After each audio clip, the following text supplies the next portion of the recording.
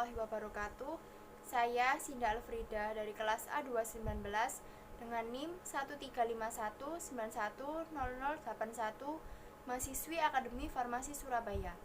Di sini saya akan menjelaskan tentang etika penelitian untuk memenuhi tugas metodologi penelitian. Etik penelitian adalah prinsip-prinsip moral yang diterapkan dalam penelitian.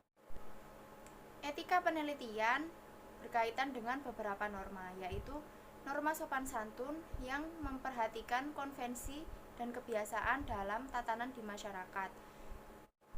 Norma hukum mengenai sanksi ketika terjadi pelanggaran, dan norma moral yang meliputi itikat dan kesadaran yang baik dan jujur dalam penelitian. Etika penelitian menunjuk pada prinsip-prinsip etis yang diterapkan dalam kegiatan penelitian. Dalam melaksanakan seluruh kegiatan penelitian, peneliti harus memegang teguh sikap ilmiah serta menggunakan prinsip-prinsip etika penelitian.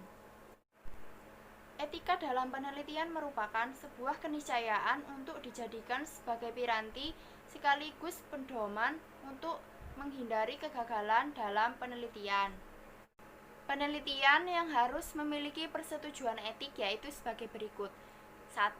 Penelitian terapeutik, yaitu penelitian pada orang sakit dengan tujuan untuk penyembuhan penyakitnya. 2. Penelitian non-terapeutik, yaitu penelitian pada manusia yang tidak menyangkut pengobatan penyakit secara langsung. Tujuan penelitian ini hanya untuk mendapatkan data tentang segala sesuatu mengenai penyakit. 3. Penelitian dengan masalah khusus dan wanita hamil. 4. Penelitian yang mengikut sertakan manusia sebagai subjek penelitian. 5.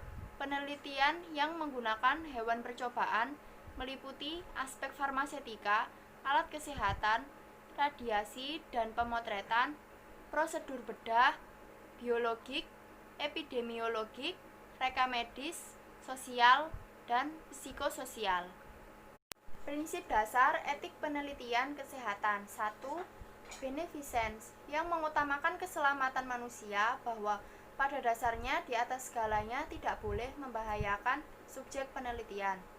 2. Menghargai martabat manusia. 3. Mendapatkan keadilan, yaitu hak subjek untuk mendapat perlakuan yang adil dan hak mereka untuk mendapatkan keleluasan pribadi.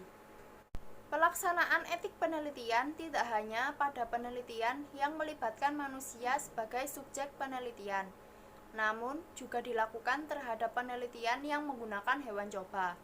Semua penelitian yang mengikut sertakan manusia atau hewan coba sebagai subjek penelitian harus mendapat persetujuan etik dari Komisi Etik. Etika peneliti kesehatan. Penelitian yang berkualitas tidak hanya ditentukan oleh rancangan penelitian dan instrumen yang memadai, namun juga tergantung pada hal-hal seperti memenuhi kaidah-kaidah ilmiah dan etik penelitian, tepat waktu dan tepat guna, dan sumber daya yang berkualitas, serta memiliki integritas yang tinggi sebagai seorang peneliti. Tanggung jawab utama seorang peneliti adalah melindungi hak dan kesejahteraan manusia dan pemanfaatan hewan coba sebagai subjek penelitian. Oleh sebab itu, seorang peneliti wajib hukumnya untuk mengetahui persyaratan dan peraturan perundang-undangan, kebijakan, dan prosedur yang berlaku untuk melindungi manusia dan hewan coba sebagai subjek penelitian. Seorang peneliti yang bertanggung jawab, ia juga harus dapat menjamin bahwa setiap subjek memahami jenis penelitian yang melibatkannya. Seorang subjek juga harus mendapat informasi yang lengkap terkait dengan partisipasinya dalam penelitian yang diikutinya dengan persetujuan setelah penjelasan. Seorang peneliti juga bertanggung jawab atas penyampaian laporan hasil penelitian kepada Komisi Etik Penelitian Kesehatan sesuai ketentuan yang berlaku. Persetujuan etik harus dimiliki oleh seorang peneliti yang melibatkan manusia atau hewan sebagai subjek penelitian. Manfaat persetujuan etik bagi subjek penelitian adalah mendapatkan kepastian perlindungan dari hal-hal yang merugikannya sebagai subjek penelitian. Sementara bagi peneliti, persetujuan etik berguna untuk menghindari pelanggaran HAM dan Undang-Undang Nomor 23 Tahun 1992 tentang kesehatan. Seorang peneliti dituntut untuk memiliki integritas yang tinggi. Integritas peneliti meliputi hal-hal sebagai berikut: bermoral tinggi, berperilaku baik dan jujur, adil, bekerja sepenuh hati, dan bertanggung jawab dalam mengumpulkan data atau informasi, manajemen data, menyimpan data, sharing, dan kepemilikan data, memperhatikan aspek kesehatan lingkungan, memiliki akuntabilitas fisikal yang baik. Masalah etik peneliti selain terkait dengan perlindungan kepada subjek penelitian juga perlu memperhatikan plagiarisme.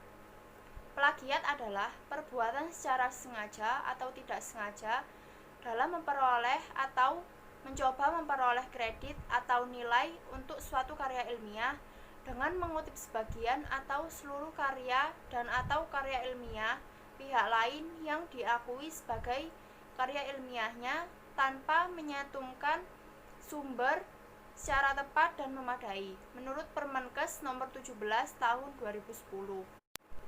Terdapat beberapa tindak pelanggaran etik peneliti yang dikategorikan sebagai plagiat. Falsifikasi adalah salah satunya, yaitu tindakan mengubah atau membuat laporan dengan data yang tidak benar, atau mengulang pelaksanaan penelitian sampai menemukan hasil yang diharapkan. Selain plagiat, ada pula istilah lain, yaitu copyright, yang lebih menekankan aspek hukum. Pelanggaran copyright bisa dicegah dengan memperoleh izin terlebih dahulu dari penulisnya. Sekian penjelasan yang dapat saya sampaikan. Mohon maaf apabila ada salah kata. Terima kasih. Wassalamualaikum warahmatullahi wabarakatuh.